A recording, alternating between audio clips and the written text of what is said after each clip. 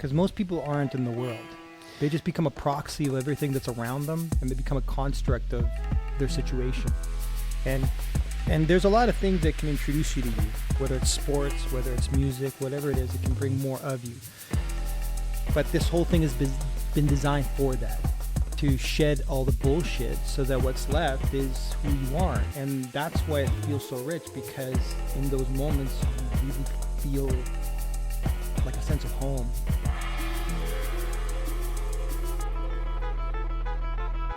The Yoga Connection with Zorananda is a deep dive into the world of yoga, exploring the rich history of tradition, methodology, and practices both ancient and modern. Follow along as yoga is explored through solo episodes to guest interviews to understand its vast reach around the world.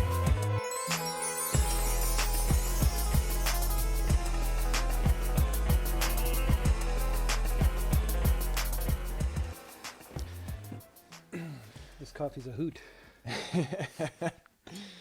Nice. I feel Andrew Misle. Zorananda.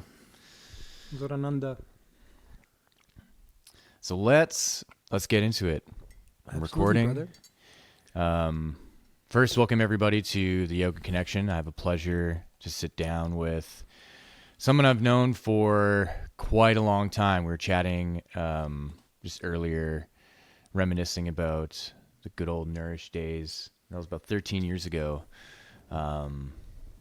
And we're here in Johnson's Landing. I interviewed Kelly as well in the last episode, and so I'm really excited to sit down and hear some stories. You know, throughout the weekend, we're kind of going back and forth in what we can expect for this episode, but the biggest thing was like all the stories that you have. And but first and foremost, welcome, Andrew. It's a pleasure. Thanks, man. This is a real treat, actually. Yeah.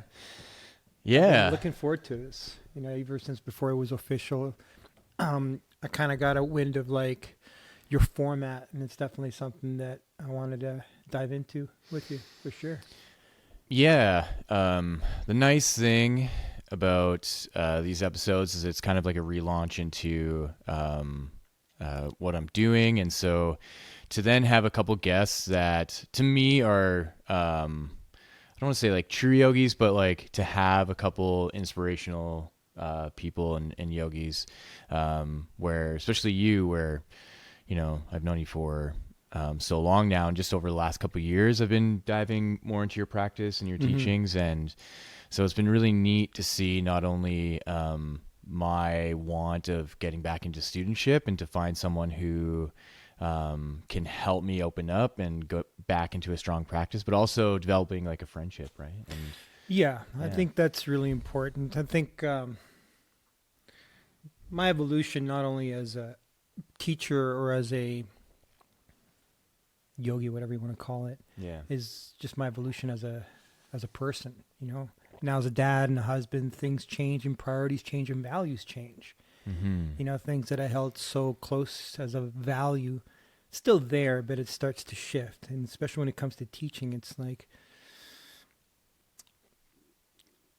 there's this piece of me that always comes back to this, like, I'm not a service.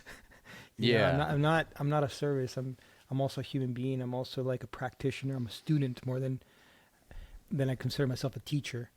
And that, I think, has opened up a little bit better avenues to connect with students, friends, whatever you want to call it. You know, we're all on pretty much the exact same path. Some of us been walking down it a little longer, and we're just saying, hey, I saw this, I saw that, I saw this, I saw that. And that's all it is. yeah. And sorry, last thing for me, like the friendships are becoming increasingly important, because there was a time when it was like trying to teach to the world, you know, hundreds of people practicing. And at some point I woke up to observing it more of a performance than an actual class. So this weekend was like very hard to put on, but the people that showed up felt very near to me. So it was really, really special. Yeah. And I think that's why it ran so smooth. You know, like I was thinking about this yesterday and the day before, how the tricky thing with getting people together, especially if you're trying to broaden your reach in having a retreat, sometimes you're going to pull people in, you have no idea who they are, and you don't know what to expect and what their mannerisms are and stuff like that. But then to have such a tight-knit group where I was even writing this in my journal, that each one of us somehow knows you and have known you for an extended period of time, right? And so for you to pull people in that have been in your inner circle, and then, for most of us, we're new to each other, right? And so it really helped create this container where everybody can be themselves, and there's this inherent trust. And it You was attract really a certain nice. vibe. I attract a certain vibe, and I think if you vibe with me and other people vibe with me, we're all kind of vibing on the same thing. It's not really me as much as it is this like collective view of life, and some of the same interests, obviously. And I always found this even with traveling. One of the things that I think why y'all don't know each other, it's weird for me because I know each one of you intimately, but the reason why is because I travel so much and people from different cities. So then, people don't know each other. I forget they don't know. I don't even introduce sometimes to people because I'm assuming that they already know each other. Yeah. Because I have really deep relationships, like you said, with pretty much everybody that came here. Yeah. And the neat thing I was thinking about was it was so easy to connect with each person. Like sometimes when I go on retreats, I'll find that I'll hover around certain individuals, and then some others I just won't even interact with. But this time I had conversations with every person, and there were good, meaningful conversations. If it was around the breakfast or dinner table, or sitting around the couch or the fire, or at the beach, or in the sauna, like there are all these times where I was able to connect with each person, and that felt really good. I think that's, if I'm going to take any credit to that, I think it comes down to me knowing myself more. And what I mean by that is there was a period of time where I was trying to please everybody, trying to like teach to the world. Yeah. And that became, really kind of intertwined with wanting to be famous or something like that, which is like a vampire to the whole thing. It starts to suck the energy out of the practice, out of the teaching, out of the relationships. And at some point you got to be like, no, this is who I am. I'm not a nice guy. Like I can be, but I am who I am. And so what that means is I attract very strong, like I have a very strong attraction and a very strong repulsion. Yeah. And that's completely fine with me because I'm just going to be this. And whoever sticks is probably going to be people that are a lot like that as well. And then you end up with a group that is really cohesive because there is an unwritten or an unspoken understanding about something that we all kind of gravitate towards, and so it's like, we're going to do this. Yeah, let's do that. We're going to do this. Yeah, let's do that. Yeah. And if they don't want to, great. And so there's no pressure anymore. I think like at the beginning, like anything else, like any business or any relationship, it starts with control. It started with like this wanting to control. And if you work with it, and if you are savvy enough and you listen enough, eventually that control starts to turn into wisdom as soon as you start to let it go. Because the control is not about the situation as much as it was about my inadequacies.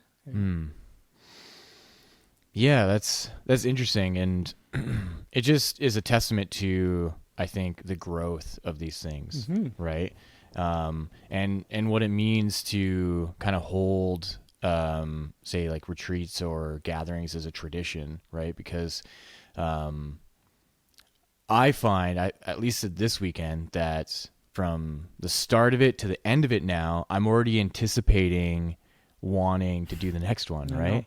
And it's like these really neat seeds that Me are too, by the way. planted. Yeah. And these really neat seeds that are planted that are really a good sign of where I'm going in my life, right? So what it took me to be able to afford it, what it took me to be able to take the time for it and not feel bad about it, right? And so, I was talking to Kelly about this yesterday, where, say, in the past, it would have been such an ordeal and I would have had to sacrifice things, and, it's last minute, but, for me to be in a point in my life where I can make that decision and it's a solid yes and follow through to it. And, that's what I think I want to like help encourage people to understand. Whether it's for the retreat or not, it's actually just in life. I find people are having such a hard time with committing to anything. They're just completely bombarded all the time. Like this was one of the most difficult things to put together. And then I have another retreat coming up in Italy. Same thing, just an uphill battle the whole way. And, I felt for a very long time I had to hold people's hand through all of it. And then when you have kids, you have two kids and a family, there's no time for that. It starts like, I can only surround myself with people who just take responsibility. Yeah. You want to come? Okay. Like make it happen. I can't, I'm always very generous with like making things financially available for people. But, it in the end, it's like, I don't know how much that helps. Because part of my growth personally has been, I spent years and years and years trying to become a yogi. I was a boy trying to become a yogi. And now I'm at the phase of my life where I'm like, okay, I'm a yogi trying to be a man, trying to be a father. And that's a lot more important to me than sitting up on a mountain meditating. It's like, you have to get back into the city and you got to participate and you got to move the thing forward and you got to hopefully move the needle towards where you think is going to make a positive change in the world. But you can't do that outside of your own house, Yeah. And I think that's how we can get into like, the kind of like broader or the next level of exploration of yoga, right? Because, like you were saying throughout the weekend, like you have all these stories of all these travels that you've done and, going to India and like all over the world. Right. I was thinking to myself how grateful I am to be able to come to a thing like this because of yoga being in my life, because I made the choice that I want to take up the responsibility. I want to take up the mantle of that practice and what that means in the initiations, that if I didn't do any of that, this wouldn't have been an opportunity. Right. And so then to know that just by having this practice in my life, it's organizing things so that I can actually level up my responsibilities and so that I can be more successful in my business and my career and whatever it is, so that when there's a call to make those travels, it aligns and you can make it happen. And you're right. Like, it's not to take you out of the world and put you in a cave and forget everything. It's to unplug you from something that you have these deep grooves in.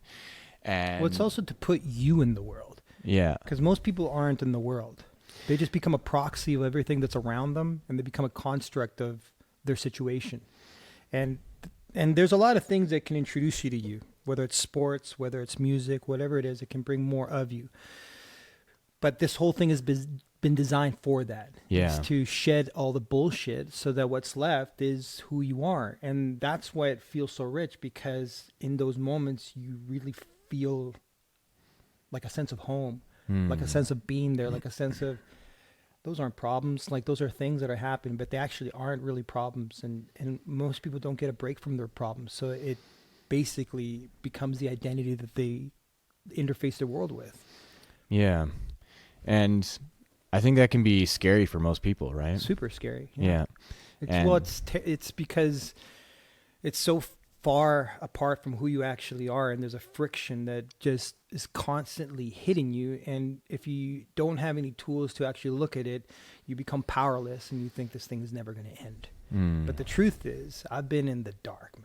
I've been in the darkest of dark, and I'm grateful for it, because if you're able to be in the dark and you're able to take a practice of self-reflection and observe the transition from dark to light, that journey is wisdom. That journey is stories. That journey is the actual things that I can pass on to my kids.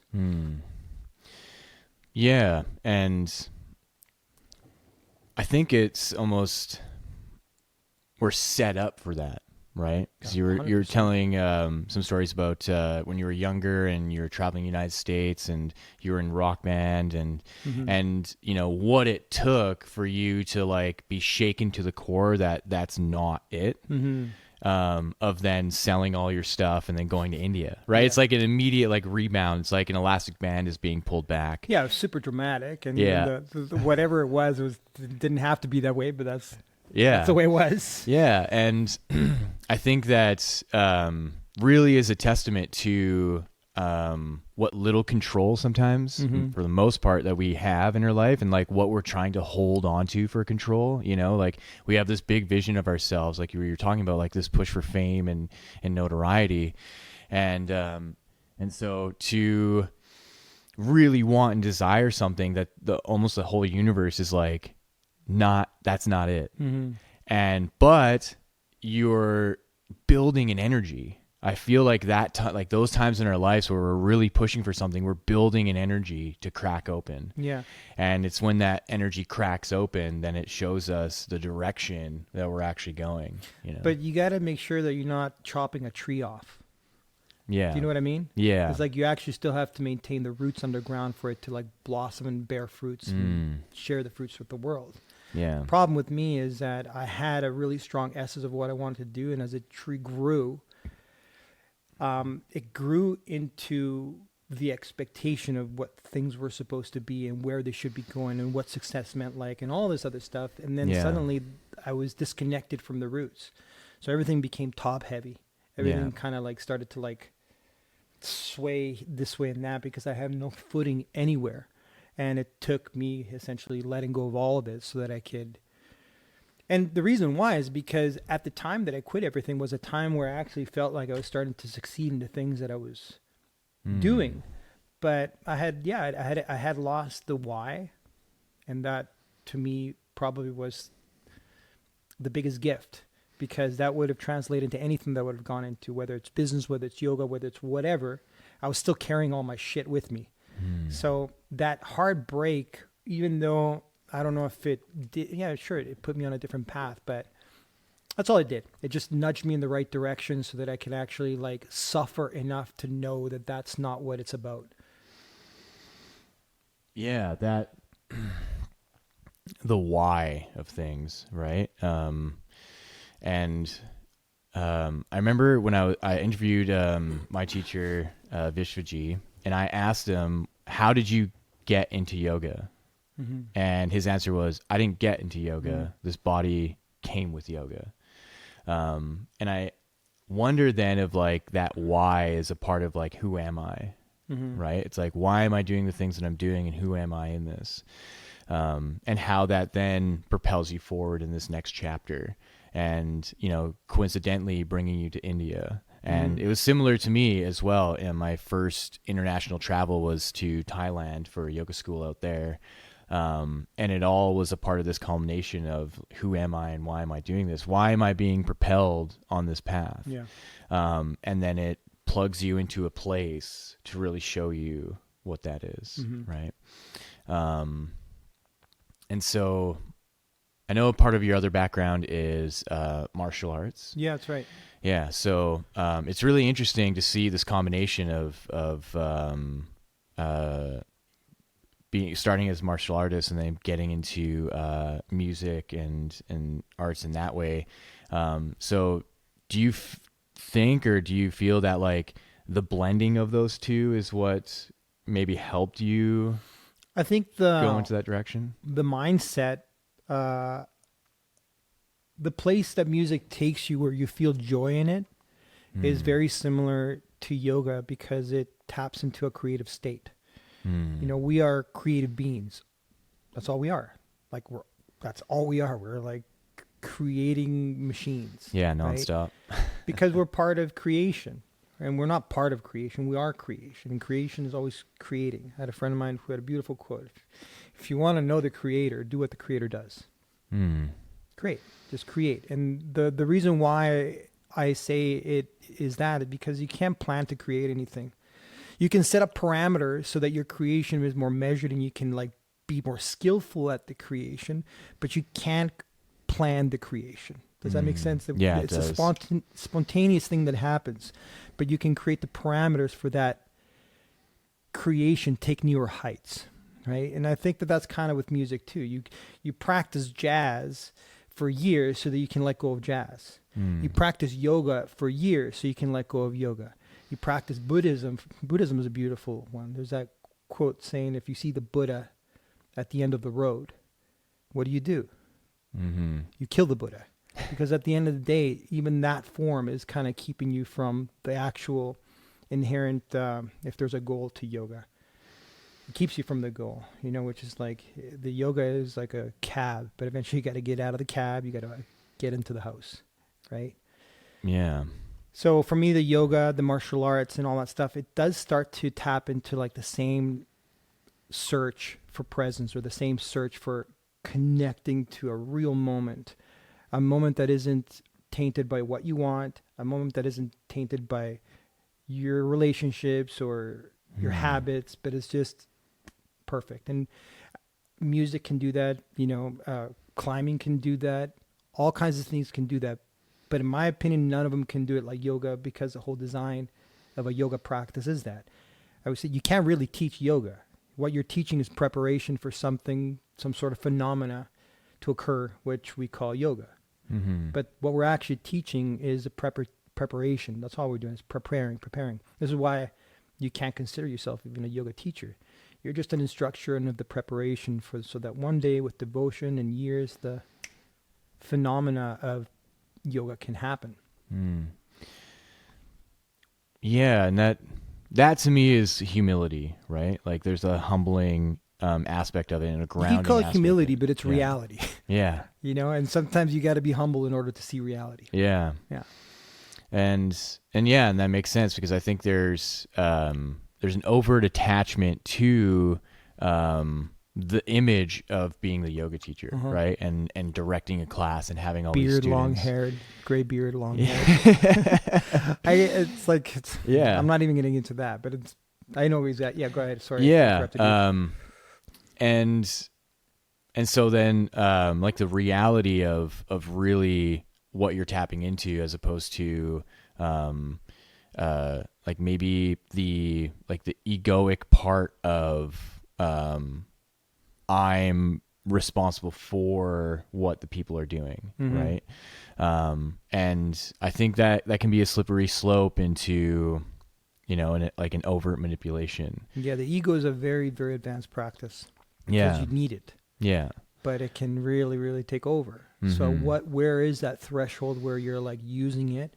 You are using it to empower those around you as well as yourself. There's no shame in that. But where does it become overpowering and over controlling and really diluting the message and manipulating the messages? I've seen it happen many times. Yeah. Happens to the best of them. Yeah. And so as I'm kind of treating these interviews also as like a testimony as well too. And like, and to be able to speak on, the worth of doing this kind of work. 'Cause I see it as work too. It's like you're showing up at 7 a.m. and you're doing like challenging things, right? Like the practices that you've created, and the way, like how it's set up is that you're exploring your body in a challenging way. And so throughout this weekend, just trying to catch the idea that I had in my mind before it goes away, is that it's really setting up for the return, right? And so the value that I think I can derive from it is that there's like a cultivation happening, right? And so as I'm doing all this work and I'm showing up in the morning, and we're doing 2 practices a day, that now I have something to share when I go back. And there's this fullness in me that's ready to take this energy and be like, okay, now I am upgraded. Like I feel like I'm upgraded. You're talking about the return. I agree with that. The issue with the return is that you get immediate return, Mm-hmm. And then sometimes that can blind you from the actual return. And I was kind of alluding it is you're practicing not for the yogi tomorrow. You're practicing for the yogi in 40 years from now. Yeah. You're practicing for the you in 40 years from now with health, with vibrancy, not depleting, clear-minded. That's what you're practicing for. But the return is also immediate. Mm-hmm. And sometimes it can be a bit addictive and people are going for that return. So it's like deeper postures, deeper whatever it is. Yeah. And it can get clouded because then it becomes, there is in the sutras talking about not getting too married to the fruits of your passion or the fruits of your labor. It's like just let them be byproducts. The real fruit is coming. Yeah. And there's no real date for that. And it actually never really comes. Yeah. That's the beauty. It's like it's a constant just dissolving of the desire so that what is just ends up being. But the desire sometimes kind of pulls you away from what that is because desire pulls you outside of it. It creates a separation between yourself and that which you're desiring, right? Or yeah, does that make sense? Yeah, it does. Because I think people are always wanting There's a lot of derivatives right now. Yeah. I was saying this to a lot of people. People want to practice yoga, but they don't want to practice yoga. Yeah. Do you know what I mean? Yeah. They want to practice yoga, but they never show up. Yeah. They want to practice yoga, but they want the practice yoga that is casual. And there's nothing inherently wrong with that.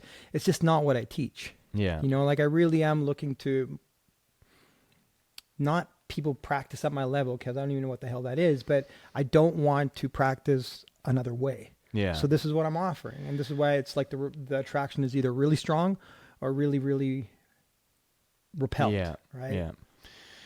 And I think that's important for everybody. For you as a teacher, it's going to be at one point where you're going to have to kind of like step aside from your teacher so that you can actually offer. And then the other piece about that is just like, as I've gone through the years, what I've noticed is that I've become less teachy. Like I don't teach as much anymore at all. Mm-hmm. All I do is offer a technique and let the technique do the teaching, because I cannot put into words the beauty that you're going to feel. I cannot put into words the beauty of this weekend. I tried to. People don't believe it because it's like I can tell you what this coffee tastes like. The only way to really know is take a sip. There's no poetry that I can offer that will give you an exact understanding of this. And the practice is like that because you can read the Yoga Sutras and all that stuff. And it's like, oh my God, it's like, first of all, I can't even read it, but then once you just practice, take the physical practice, you start to read and you're like, man, I could have written this. Like it makes so much sense. It's because it's all tied into the actual practice. And because what it's actually doing is unknotting you. And you have a lot of intelligence already that it wants to show you. Like your body wants to show you so much. Psychological intelligence, spiritual intelligence, it's all tied into the body. We're just taking it apart so that it can have full expression. And then what you think as intelligence is nothing more than discernment. That's what I've come to notice. A lot of what we think of as intelligence is just discernment. And what is discernment? It's to critically look at something. Yeah, that's been a big theme this weekend. Discernment, it's a big one. It's especially nowadays because there's so much coming at you. You got a lot of prophets online. Yeah. You know what I mean? A lot of people that just want to like prophesize and want to tell you how to do things, but all it becomes is just another thing to scroll past. And so now we're scrolling life through. The real offers come to the table and you're just scrolling through because you have no discernment anymore. Everything starts to sound like noise. Yeah. Last bit. Yeah. But I think that a yoga practice gives you the discernment because it separates you from it, because it allows for you to actually get into touch with, it's so hokey to even say it that way, but it gets you to be in touch with yourself. People wake up in the day and they become a proxy of what the day is going to look like as they get out of bed. There's no moment to offer yourself to the world. All you're doing is offering the world back to it, and it becomes an echo chamber. You become part of the echo chamber, right? So this is why the early practices for me are so important and sacred, is because there's no other time for me that is more valuable than getting back to me, so that can go into the family, that can go into the world, and that can actually stay in my mind, and it creates a buffer between what is happening and who am I. Yeah. And what I was reminded of, what it can speak to is like what you were saying, the return, right? So you're doing the practice on some level for, how you're going to show up the next day, but then for 40 years from now. So it's interesting to draw a line between what I remember you as a teacher back like 13 years ago and who you are now and how that's set up, And so like what you were doing back then is a part of what you're doing now. And I see that for myself too. I see who I was as a student in your class, and I was like, man, I was all over the place. But at the time, I thought I was like the shit, Me too. Holding tree posts with my eyes closed, being like, man, this fucking rocks. But then seeing where I'm at now, and like, I was just thinking about the adjustments that I was receiving, if it's either from you or Kelly, and really feeling like where the depth I'm going isn't, sometimes it's not in like my own effort of like trying to hold the posture and breathe, but then to also then receive some guidance in an adjustment and feeling myself be put into the like deeper position just through the breath. And so what I really love about the practice that you guys are sharing is the emphasis on the breath. Like the whole class is guided in a rhythm. We're all breathing together. And I think that starting a day like that as a group and breathing together, I think sets the container for the rest of the day too. Right. And just how we all feel, with each other and how we experience the rest of the day. And so I really do feel like we entered into a portal here. Yeah. And we were each given this opportunity to really grow as individuals. And so, when I was coming out here, I thought to myself, like, yeah, I'm doing this for myself, because I know I have so much more to learn. And, where I'm at now getting back into teaching is I feel like that's kind of where you're at too, when you're saying you want to pull back from teaching because you want to focus on your family and your business, but I also also learning. want to focus on my studies. Like I want to focus on my practice. I've been teaching and I've been running retreats and I've been like teaching events and like doing for like 15 years. I've always been promoting something. And for one, I'm in a different business now. Like I'm also a filmmaker, and that's really it's building a lot of momentum, and I feel like I'm just getting in the way by not giving it the attention that it needs. Yeah. And then there's something about preparing for a class or trying to get ready to offer that distracts my actual studies. And this is why brahmacharya is for that, right? So brahmacharya doesn't need, there can be hues of it. You don't have to go deep into it, but there's definitely an element to it that you have to return to. Otherwise, your cup gets emptied. Yeah. It's the only way to svadhyaya brahmacharya, really. It's like you have to collect your energy and guide it into self-study. And sometimes thinking about offering kind of lifts you out of it. And so I guess I'm teaching less so I can teach more. I really that's the way that I've been really looking at it. And I think the biggest gift that I can give in offering these classes is basically what I've been trying to do is just nudge people in the right way and just get the hell out of the way. Yeah. Let people have the experience. I used to really try to guide people's experiences. There's no need to. If you run a strong enough classes and like what you said, kind of open up a portal, that does the whole thing. Like, back in the old studios, you used to go in and you'd be like, oh, this place is intense. It's got a vibe to it. And that's really what I'm doing with the breath is I'm not really, we could talk days on what it is that I'm doing with the breath. Like truly, I can spend a whole weekend about it. A lot of it has to do with rhythm, but a lot of it really has to do with capturing the mind. Because if you can really listen, I'm talking like with your ears, with your eyes, with your body, listen to the breath, then what you're actually teaching is meditation, because you're collecting the activity of the mind at a time when the mind wants to be everywhere, because you're stimulating the body with like back bends, like, and then also if you're new, it's like insanity because you're like, what the fuck is going on? Yeah. But you can come back to the breath. You can come back to the breath, and then so Mm-hmm. all these patterns that you have built in your life, when you're doing an intense practice like the one that I like to offer, is all those patterns are getting charged up, and that's all the stuff. That's why the mind wants to go. Everyone wants to go into patterning.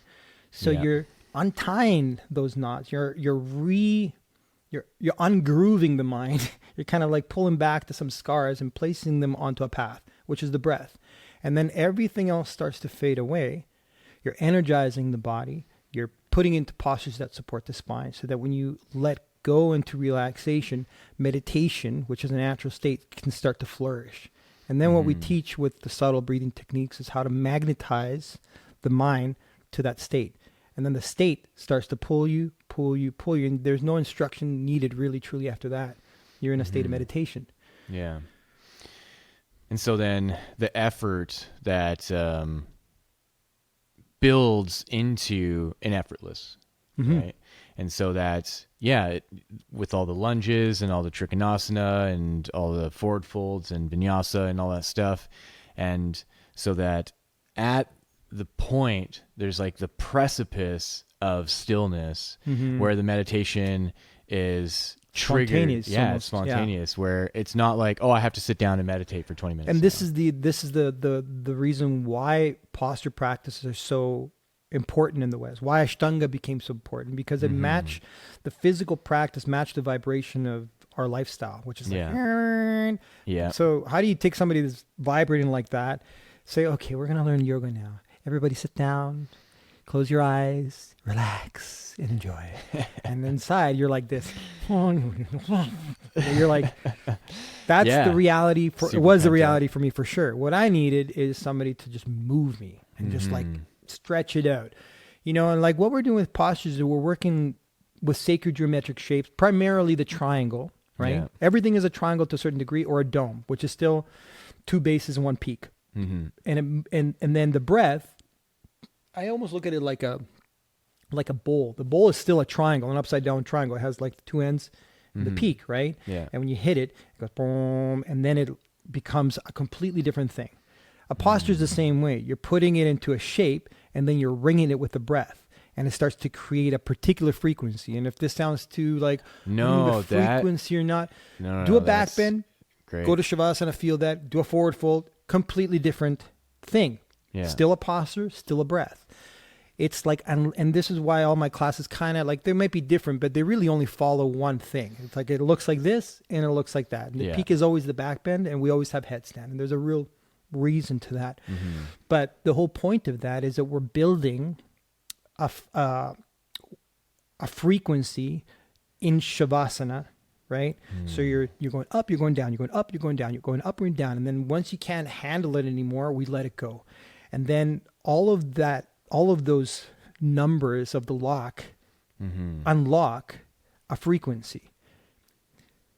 And you probably know exactly what I'm talking about when you start to let go, and then just this rush of elation, of comfort, of ananda starts to come through. And that is the work that we did up to then. Yeah. But that is where kind of the practice begins to start, the internal practices of pratyahara, right? Yeah. You sit down, and then you take all of that excitement, you ground it, and you distribute it evenly with certain pranayama techniques. And then all you got to do is sit. And, if you say you can't meditate, you can. It might take a long time. Like my meditation journey, it was very, very intense. But it was because I was very intense, and I needed something to like soften me, chisel me down. Yeah.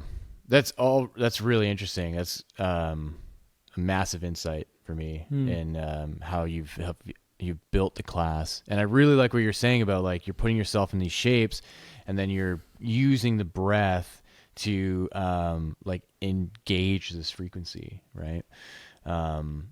And there's a group frequency too that you tap into. This is like when I say people like I tell them, listen to how I'm doing the breath. It sounds very egotistical, sounds very controlling, and all I'm actually trying to do is there's your practice, the person's practice, but when we all lock into the same rhythm, it becomes a group practice. Yeah. And that is a completely different thing, and you can feel it. Oh, yeah. When we're doing the vinyasas and everybody comes to a pause at the exact same time, everybody comes to an inhale at the same time, exhale at the same time, the whole room starts to breathe, and it becomes a collective consciousness. And the way you know that is achieved is because when you go and do the Om at the end of the class, it's perfect. Yeah. Everybody's in tune. You notice at the beginning of this class today, everybody Om at the beginning is like, "Ah," and then at the end it was just Yeah. like this, like this Yeah. hum that comes through, and that's because the central channels of everybody is open. And when the central channel is open, they say like the Sushumna Nadi's actual sound, if there is any, is of the empty space, is the mantra of the universe, the reverberation of the universe, which is the Om frequency. Wow.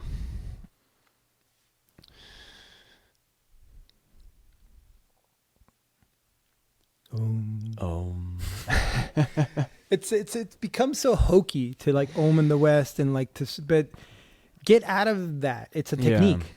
Well, First and foremost, it's a technique. yeah. What I was thinking is, I think the trouble that people have is when they're looking at the yoga practice, they're associating it with India, and they're associating it with religion, and they're associating it with exercise. But what I started to really understand is that this body is a machine. This body is a mechanism. It's a biological technology.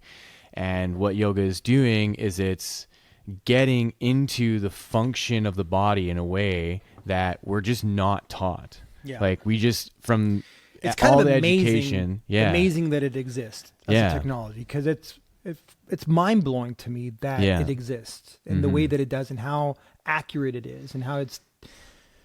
Anyways, I interrupted you again, my friend. It's all good. Get excited.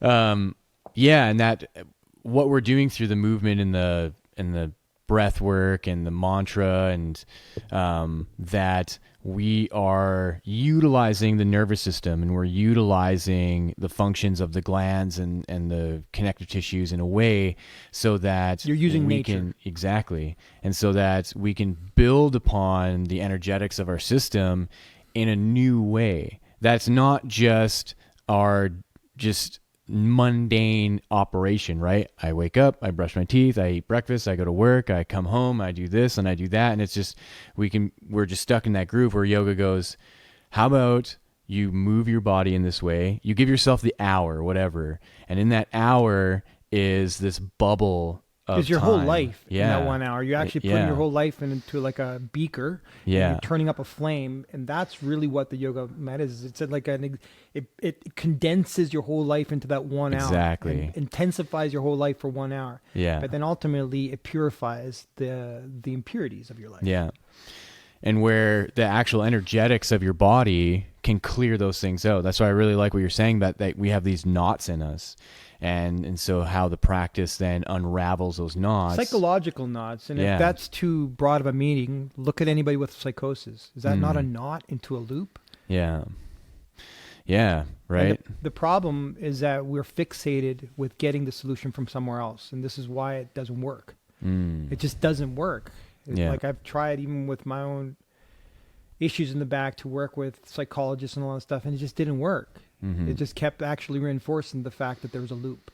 Well, for me anyways, nothing worked like the practice. The only thing is that with the practice, it can take a very, very long time. Yeah. And I think that's underappreciated, right? Because people want immediate results. And People want offshoots of the practice. Like, I mean, I don't want this to sound like I'm shitting on anybody, but there's yoga for this, yoga for that, breath this, breath that. So it's like people are into like the biohacking.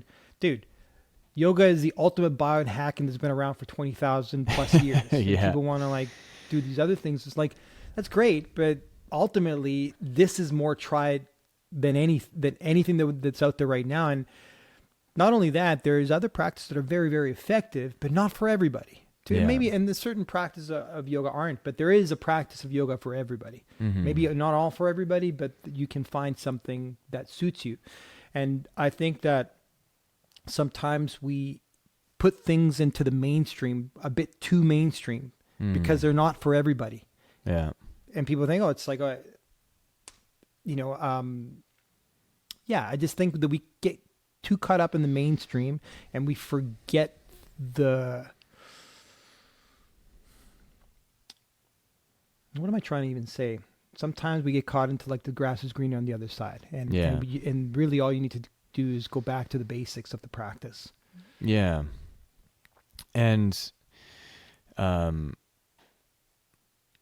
think a part of what makes, at least in my experience, and I know in your experience, like what can make the yoga practice magical is like where it leads you, right? And so not only that you're spending time with yourself and you're doing this work and you're doing the breath work, but then what opportunity comes up to see the world, right? And to meet new people all over the place and to get a sense of just really how beautiful and how amazing this world is that we live in, right?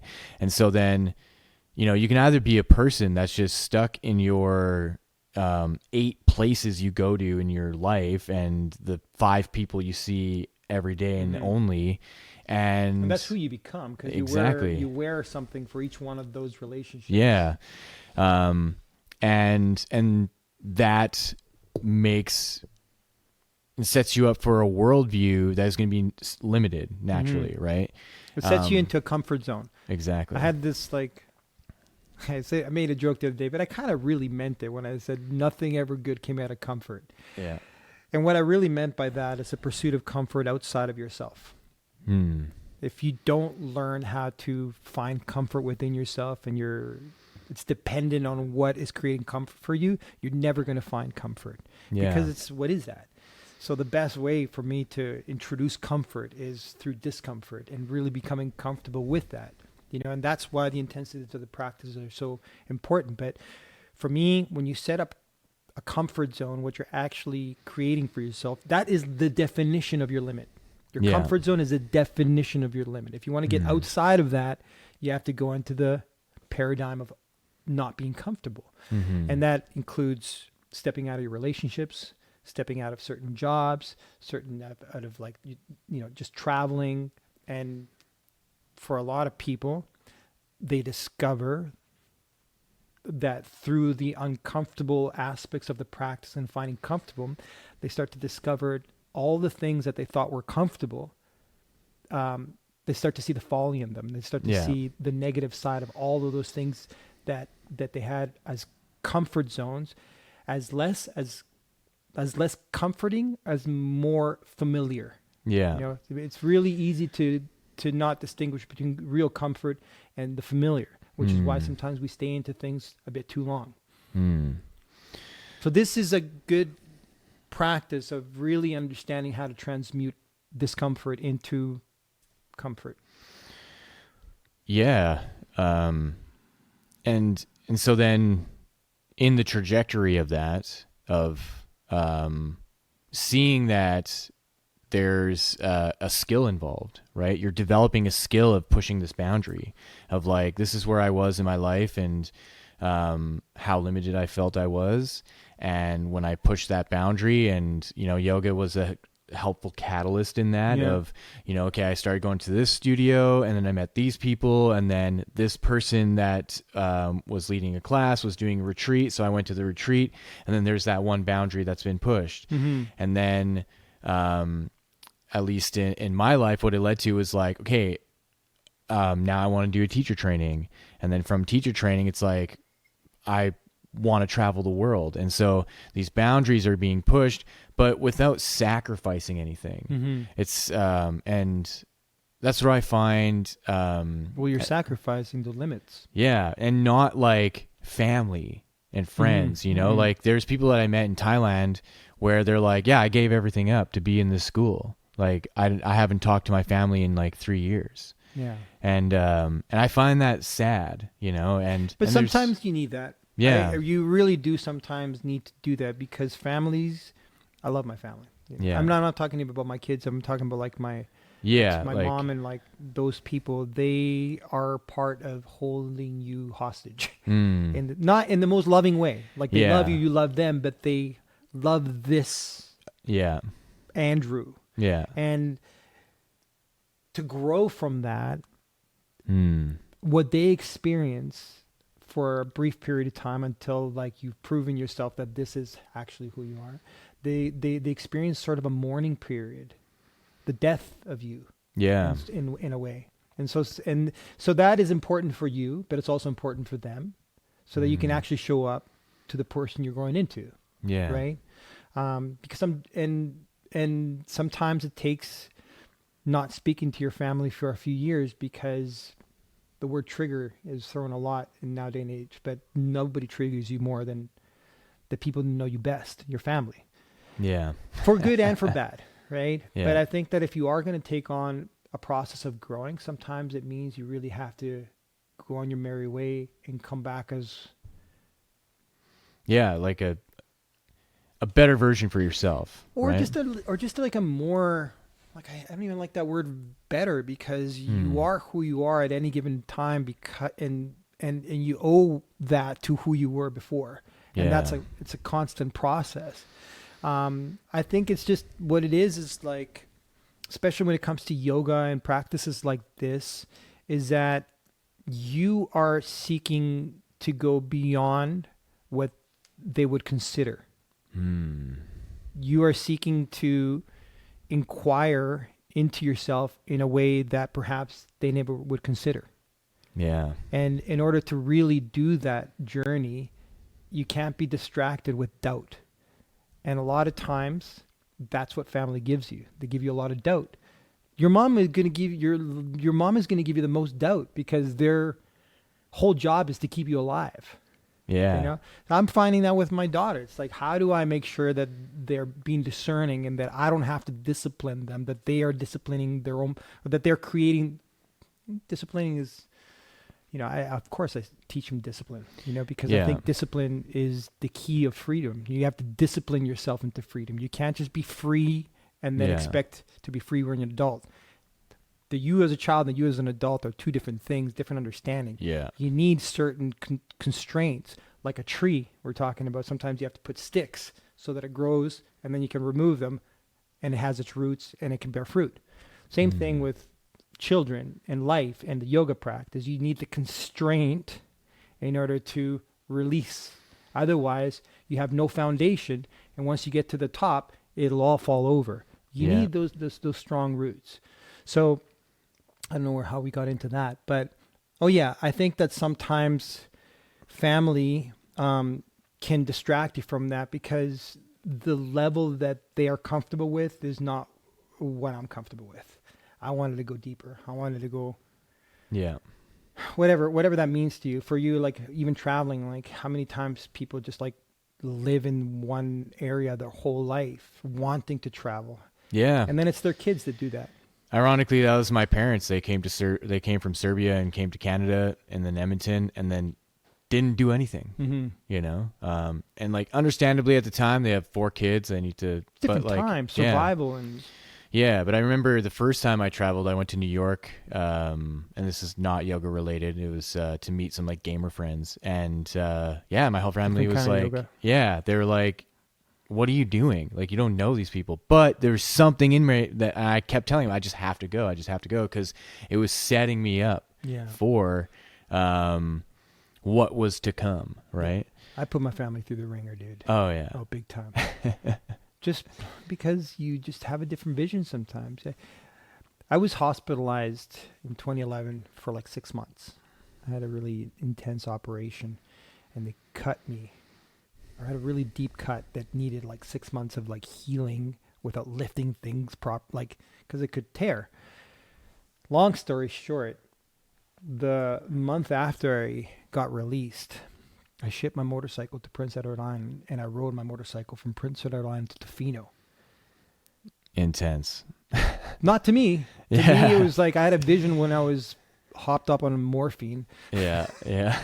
And I just followed through it. And I knew that I had to do it. But my family was horrified. My aunt was horrified. My mom was horrified, because just the reality of what was happening. But I felt the knowing. And I think that knowing sped up a little bit my healing process. And ultimately, I did the trip, and ultimately, it changed my life. Had I Wow. not gone on that trip, things would have been really different because I'd been back from India, and it's not like I went to India and things changed like that. I've been to India like 10 times, and every time it's been a process. You know what I Yeah. mean? But that up until that time, I had been living ahead of myself. I was always this idea of striving, because, I came I came to Canada when I was 13, didn't speak English, had to try to fit in. So that set up this system within myself of always trying to prove, always trying to grab. Yeah. And that was killing me ultimately. Now that looking back. And so that motorcycle ride was the first time that I was actually present. And I spent 4 months riding absolutely where I was. I was homeless. I didn't have a home. I didn't have a job. I was just teaching yoga. I taught like 80 events. And then wherever I was, it's exactly where I was. So all the masks start to come off. Wow. Because I can actually be who I am in those moments. It didn't make me perfect. It didn't really like fix all my problems, but it got me a step in the right direction. Yeah. And to do that, I had to go against everything that my family wanted. Wow. And that to me is receiving the call and without really any hesitation, like the yes to it. Right. And I wonder if, that's really the essence of being a teacher, as aside from like showing up to the class, it's then, to be able to show people what it means to receive the call and go with it. I think to be a teacher, you have to master two things. To be, I think, in your youth, you're guided by instinct. I was just guided by instinct. I was just like, even like class I was saying, we were talking about, I was like, those most epic classes, but I was really just going on whether it's instinct or talent. I really wasn't knowing what I was doing. It was just really good, right? Yeah. Thankfully. But then over time, you start to gain experience. And then when you gain experience, you start to develop wisdom. And wisdom for me, it's like the balancing point between instinct and experience. And it's the ability to have hindsight in the present moment, meaning I know where this is going. I know where this is going. And it's proven to be right for me most of the time because I've been through so many different things. You start to see certain patterns, but not only do you start to see certain patterns, you start to really develop a trust with your own instinct. And to develop a trust with your own instinct, you also need experience, which is really a track record. And then you start to develop a trust bond with yourself. And then suddenly people start to say, oh, life is so synchronized. Maybe, or maybe you're just trusting yourself. You're being discerning with yourself, and you're starting to recognize what's like a fantasy and what's an actual vision. Wow. That's powerful. And I think that's a great way to end. I don't know if this went to where you wanted it to go. I feel like we got into You know like what, a good man? combo. We didn't get to any stories, or maybe one kind of. Yeah. But I'm sure we'll do this again. Oh yeah, we will. I that's the way I'd go. I don't like overtly planning for it because I want the conversation to be organic, and then there's just like there's little gems that pop out like right there, right? And there's plenty throughout. And so hey man, thanks first of all for having me on this, and I'm super excited that you're doing this. And yeah, like I said, I'd love this to be the first of a few conversations because this is a format that I don't really often get to do anymore. Yeah, for sure. I would happily do more, and even if it looks like a little mini series or something, and with that, then we can really sit down and be like, okay, here's some good topics, and where I think in this kind of setting, from what I've gathered in my listeners, they like the organic raw flow. They really like the conversation. They like to feel like they're there talking with us, and I like to organize it so that the spotlight's on you, right? And what you're saying. And I do also want to just briefly say that, it's been a really weird year with teaching. I've been pulling back and people have been pulling back. And Yeah. I'm actually starting to realize that I have to close a chapter. I have to let things completely die of what was, because I've been trying to like remotivate the same people to come on. I'm like, what am I doing here? Yeah. It's about going forward. But I needed a few people to like inspire me to do that. And you were one of them. Yeah. Like to give me your attention and to trust my lead at the time kind of lit a particular fire that I needed to actually turn the page and recognize how it is that I want to offer now, which I think is going to be a lot more authentic to me, and it's going to connect. Yeah, it's going to connect deeply with people because those people are going to be on a similar path. And so I appreciate you for showing up this summer, and I really appreciate you for coming to this, because it's heartbreaking to try to convince people of something so incredible and for it to be dismissed because of the pattern that we're in society of just dismissal. Yeah. Just like dismissal. I'm like, it's not for me, man. It's not for me. And you know what? Amazing. I happily look forward to next year and will happily participate in calling people out. Appreciate it. Yeah, just the whole thing was super special. And it is every time, like every single retreat. I've done over 30 retreats now within Canada and international. There's not been a single time where it's not been worth it. Yeah. And I'm at the time in my life where I can't put the amount of effort that I put into like convincing people. So it's either, I've just got to find a different way to like share with people what this opportunity really means. And maybe it's not for anybody, but all I really hope is for people to take a second to inquire, like just to see what the possibility is this for you, because it's rich. And again, not to make this any longer, but what I've come to realize with these kinds of retreats, it's a group dynamic, and B, it's getting out of the way so people can actually be enveloped by the place that we're in, man. I was at the lake yesterday and I just didn't want to leave. I was like with my nephew. We were in the sun, diving into the water, and then just like walking up the hill. And I'm like, this is really what it's about. Yeah. The yoga in the morning is to open you to this. Yeah, exactly. And then, so these retreats are like, they're all like that. When I do a retreat in India, at Peru, and in those places, like the yoga is there to really foster an opening so that you can be in the environment that is being presented to you, and then also be who you need to be at that particular time. Perfect. Thank you. You're welcome. Can you tell people where to find you? Website, social media? AndrewMisleYoga.com, and my social media is Andrew_Misle. Perfect. And I'll have links in the description. When is this coming out? Do you know? In the next week. Yeah. Okay. I'm going to release both of them together. So I got a retreat happening in Italy. Yes. October 26th to November 2nd is one portion. And if you want to go for a longer portion, it's the 21st to November 2nd. All the info is on my website, and we do have a few spots available, and I would love to. Yeah, highly recommend it. Yeah. Awesome. Thank you. Thank you, brother. And thank you all for listening and taking the time to support this podcast. So with that, have a wonderful rest of your day and enjoy. Peace.